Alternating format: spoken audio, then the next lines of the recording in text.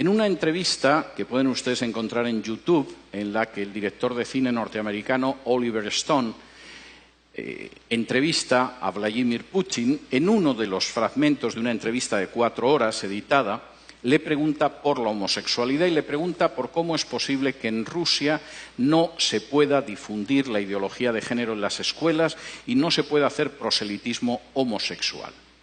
Y la respuesta que le da Putin es absolutamente ejemplar. En Rusia no se persigue, no se encarcela, no se discrimina a ningún adulto por ser homosexual. Hay actores, hay artistas, hay deportistas que son homosexuales y nadie los persigue ni los discrimina.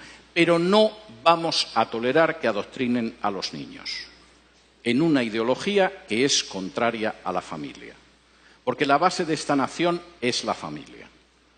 Si el niño se convierte en adulto al llegar a los 18 años y decide ser homosexual, es una decisión suya. Pero no vamos a tolerar que la familia la destruyan desde abajo, haciendo proselitismos con niños que no tienen el criterio suficiente para decidir en un sentido o en otro.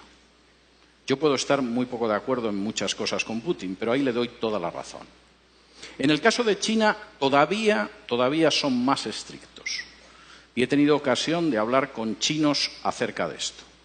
Los chinos siguen arrastrando la herida de lo que ellos llaman el siglo de humillaciones. Hace ahora poco menos de un siglo, los británicos, que ambicionaban apoderarse de la porcelana, del té, de la seda china, quisieron hacerse con ella, pero los chinos no veían que los ingleses tuvieran nada con lo que pudieran intercambiar la seda, el té o tantas cosas valiosas. De modo que los ingleses, puesto que nada de lo que ellos vendían les interesaban a los chinos, decidieron venderles drogas y les obligaron a abrir puertos por los que introducían el opio para consumo de los chinos. Los chinos se opusieron, la Marina británica era más poderosa, y después de perder 2 guerras no tuvieron más remedio que aceptar puertos extranjeros que introducían el veneno de la droga en China y que sumieron durante prácticamente un siglo a China en el mayor sometimiento y la mayor explotación a potencias extranjeras que había vivido en una historia milenaria. La visión de los chinos sobre la ideología de género es la misma.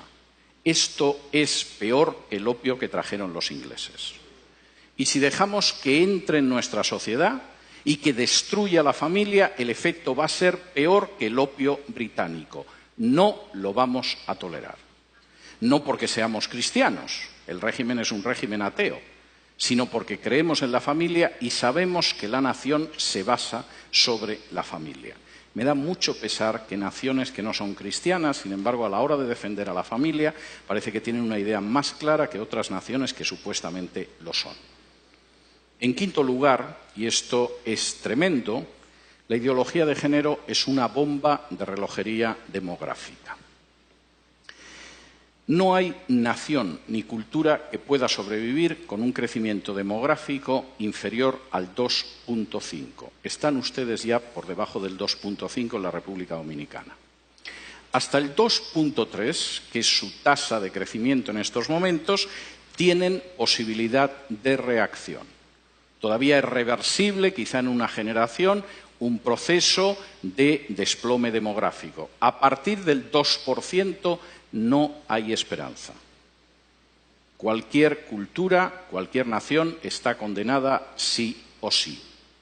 La ideología de género va a conseguir que Europa, la Europa que yo he conocido, desaparezca en una generación, quizá en menos.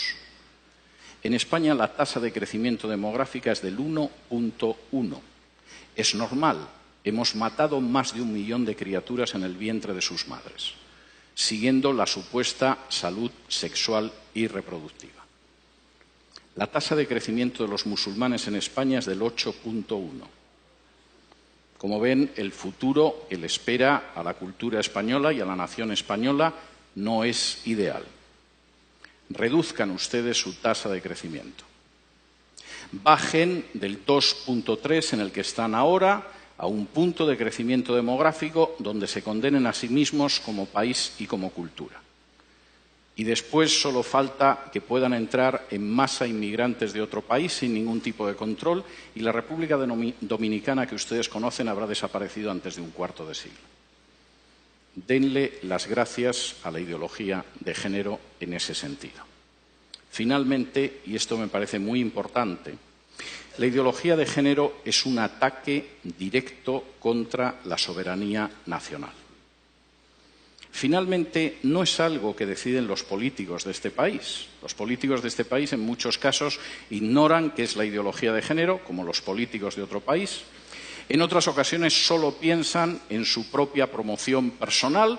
Un político sin apenas importancia puede acabar siendo ministra de la Mujer o ministro o secretario general de Políticas de Igualdad o cosas de este tipo. Les han asegurado la vida para los próximos 30 o 40 años engañando a la población. El problema es que eso significa el final de su soberanía y de su independencia nacional.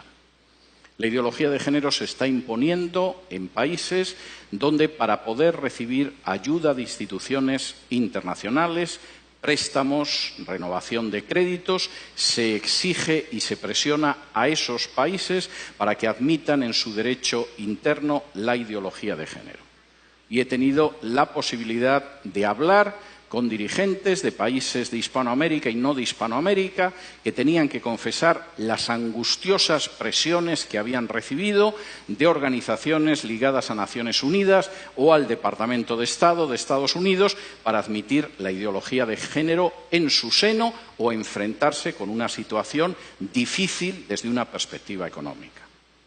No existe ningún derecho que permita, legitime o tolere que una instancia exterior del tipo que sea imponga a una nación la ideología que tiene que tener. Por muy pequeña que pueda ser esa nación, por muy reducido que sea su peso en el concierto internacional, por muy joven incluso que pueda ser en términos históricos, no existe organización internacional, fundación privada o país extranjero que tenga derecho a imponerle la ideología de género. Y eso es algo que ustedes tienen que tener claro.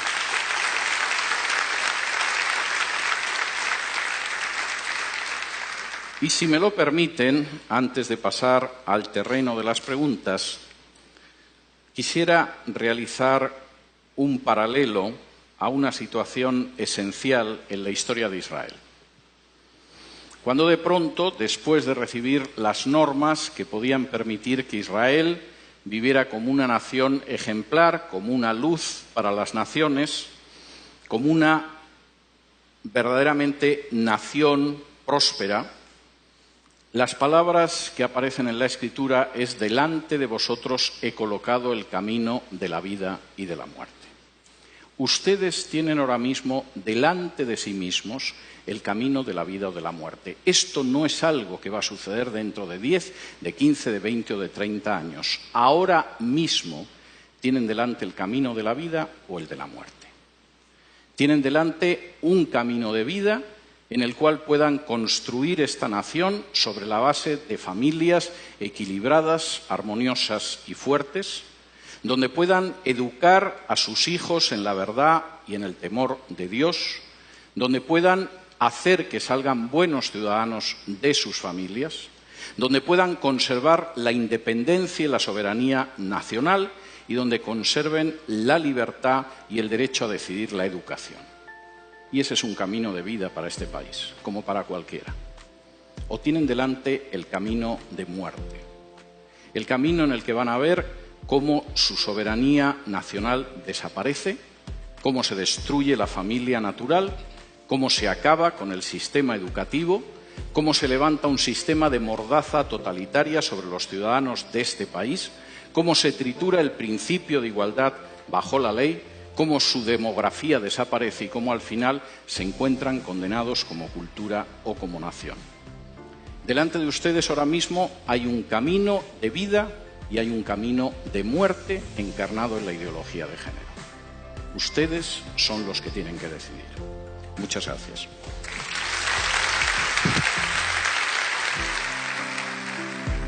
Esperamos que este programa haya sido de bendición y que esta interesante charla con el doctor César Vidal pueda ser un instrumento que Dios use para que estemos alerta contra las falsas enseñanzas que nos quieren imponer los diferentes organismos nacionales e internacionales que tratan de imponer un nuevo orden contrario a los principios de la palabra de Dios en los tiempos que estamos viviendo.